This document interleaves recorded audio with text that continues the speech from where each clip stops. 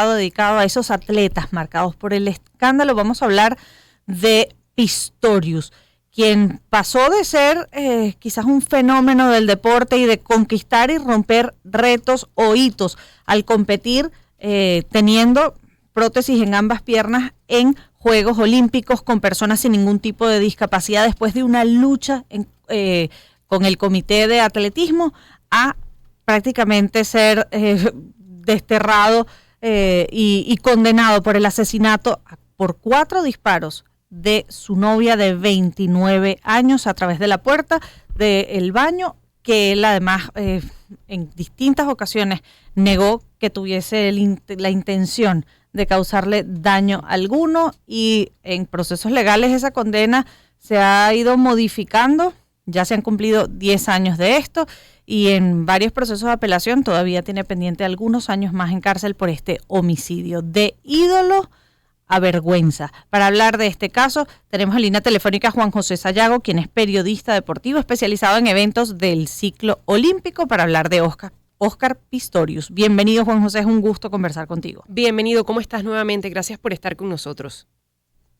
Hola, siempre un placer conversar con ustedes.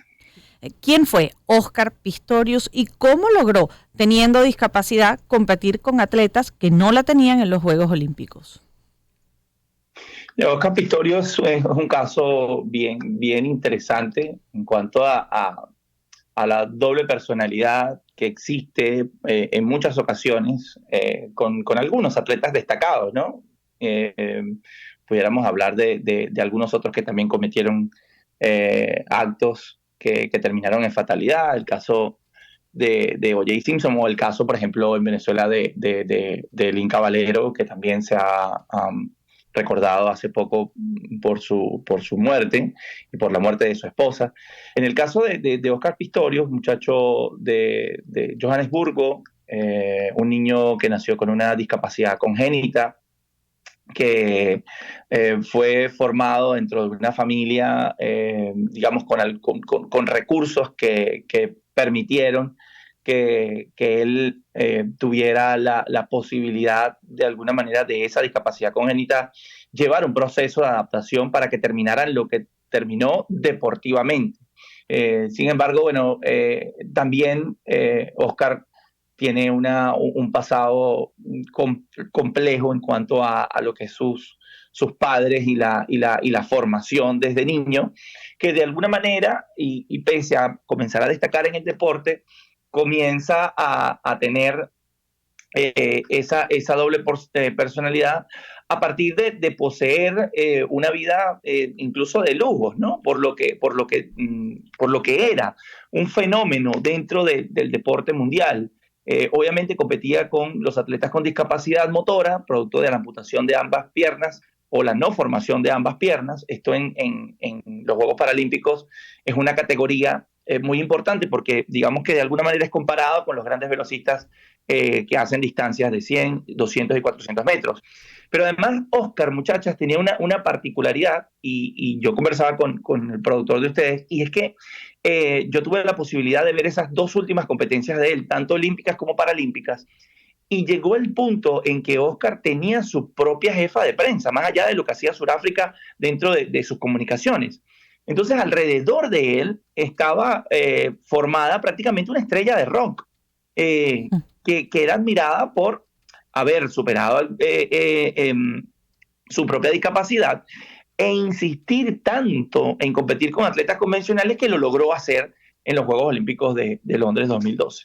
Que por cierto, ahora que hablas de esos Juegos Olímpicos, hay quienes consideran que es injusto que con estas piernas artificiales, incluso hay gente que se ha quejado, bueno, pueda competir de esta manera porque lo consideran injusto. Es decir, las piernas artificiales le pueden dar alguna ventaja, ¿o no?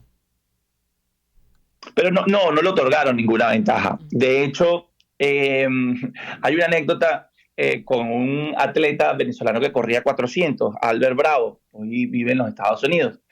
El hit clasificatorio a semifinales de esa competencia individual de los 400 metros él le tocaba a Albert Bravo contra Óscar Pistorius. Y dentro del seno del equipo venezolano, que por cierto ese año también compite en el relevo del 4x400, Eh, a Albert Bravo le tocaba competir contra Pistorius. Y voy a tratar de decir unas palabras que no sean muy ofensivas, aunque dentro del mundo paralímpico todo es ofensivo, paradójicamente. Los muchachos decían, no puedes quedar de último contra Oscar. Que pase cualquier cosa, pero no te puede ganar a Pistorius. Claro. Y efectivamente, pues Albert Bravo cruzó por delante de Oscar Pistorius, quien no tuvo finalmente ninguna ventaja adicional por las prótesis. De hecho, no tuvo ninguna, no destacó como sí lo hizo con la parte paralímpica, en la que, bueno, fue campeón paralímpico, recibió premios de la BBC, fue premio Laureate Sport como mejor deportista con discapacidad en el 2012. Y además de todo esto, con Pistorius había algo que se manejaba a nivel de marketing, que era prácticamente un modelo, porque físicamente era una persona muy atractiva. Como también era atractiva, era Riva Stepkamp, su novia, la modelo que es asesinada en el año 2013, pero él dice que asesina o que lanza esos 4 disparos dentro del baño porque confunde con un delincuente. Vámonos al año 2013 y las investigaciones que se dan para determinar que Oscar Pistorius en realidad no se estaba defendiendo de un delincuente, sino que había golpeado incluso con un palo de cricket a esta muchacha.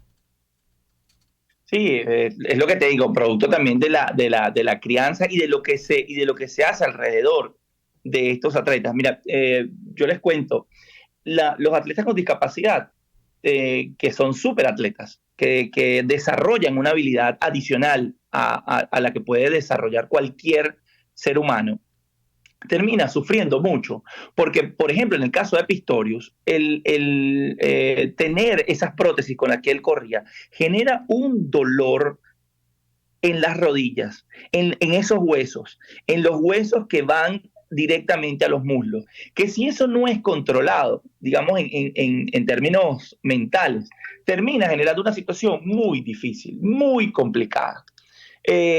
Adicionalmente a esto, a Pistorius en Sudáfrica se le trataba como una estrella de rock. Como les decía, tenía su propia PR, que normalmente en los Juegos Olímpicos el único equipo que tiene, digamos, PR o jefes de prensa, aparte de lo que es permitido como attaché en los comités olímpicos nacionales, es el Dream Team de los Estados Unidos, el equipo de básquet de Estados Unidos, que prácticamente atiende a un jugador de forma personal. Bueno, Pistorius gozaba de este tipo de beneficios que por lo general no tienen el resto de los atletas. Entonces, alrededor de él se creó una figura repleta de mucho ego, muchísimo ego. Era una persona, yo lo recuerdo pasar, era una persona difícil para entrevistar.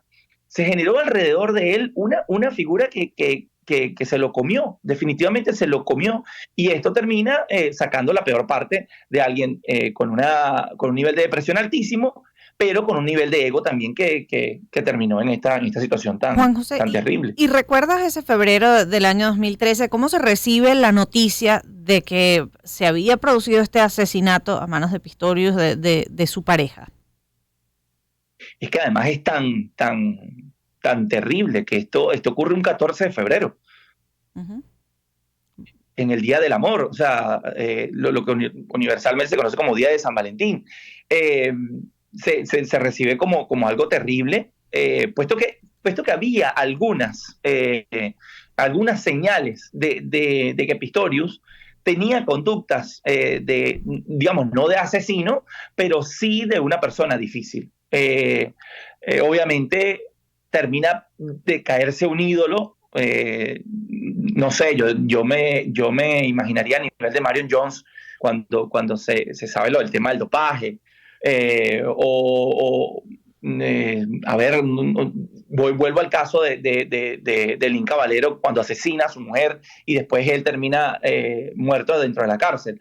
Es la desilusión que generan los ídolos, ¿no? Hay un documental muy interesante que no sé si lo han visto, que se llama Screwball, es sobre béisbol. Y cuando inicia el documental, uno de los narradores dice: nunca conozcas a tu héroe por dentro porque te romperá el corazón. Esto lo dice después de conocerse el dopaje positivo de Alex Rodríguez, el ex esposo de J-Lo y jugador de los Yankees de Nueva York, quien utilizó también toda una sarta de mentiras para utilizar el dopaje como arma principal dentro de su preparación deportiva. Entonces, este hecho de pasar, de tener un ídolo que superaba barreras, que se atrevía a competir con atletas convencionales, a un asesino es la destrucción de la figura creada en el entorno de un atleta. ¿Qué ha pasado con la carrera de Pistorius previo a este lamentable asesinato? Porque además entiendo que el juicio podrían quedarle algunos años todavía por pagar de cárcel, pero ha habido mucha polémica y controversia porque inicialmente se le habían dado unos entre 13 y 16 años de condena, pero en procesos de apelación él había logrado rebajar algunos años y luego se volvió a establecer porque criticaban que era irrisoriamente leve la pena que estaba recibiendo. Sí, ya digamos, entre los 26 si teníamos 10 años de diferencia, su carrera deportiva prácticamente ya estaba descartada. Ahí lo que no se pudo concretar nunca es que esta figura, que hubiese sido ejemplar, digamos, en este mundo donde las charlas motivacionales, donde los coaches, donde las personas que son, digamos, de alguna manera ejemplo para generaciones futuras, terminan generando ingresos alrededor del mundo contando su historia. Aquí ya no hay ninguna historia que contar, ni deportiva ni personalmente. Aquí es la destrucción por completo de la figura que termina, bueno, al mismo nivel de un asesino común. Bueno, Juan José, muchísimas gracias por habernos acompañado ya en este segundo capítulo del seriado Deportistas marcados por el escándalo, el caso del atleta paralímpico Óscar Pistorius, condenado a 15 años de cárcel por haber asesinado a su novia, la modelo Riva Steenkamp, haberla golpeado con un palo de cricket, eso es lo que se sostiene, y haber dicho que no, que él se estaba defendiendo de alguien que pensó era un delincuente y por eso disparó 4 veces además, a la puerta del baño. Además recibió en medio de todas estas apelaciones y proceso legal el beneficio de arresto domiciliario, así que cumple el resto de su condena en su casa.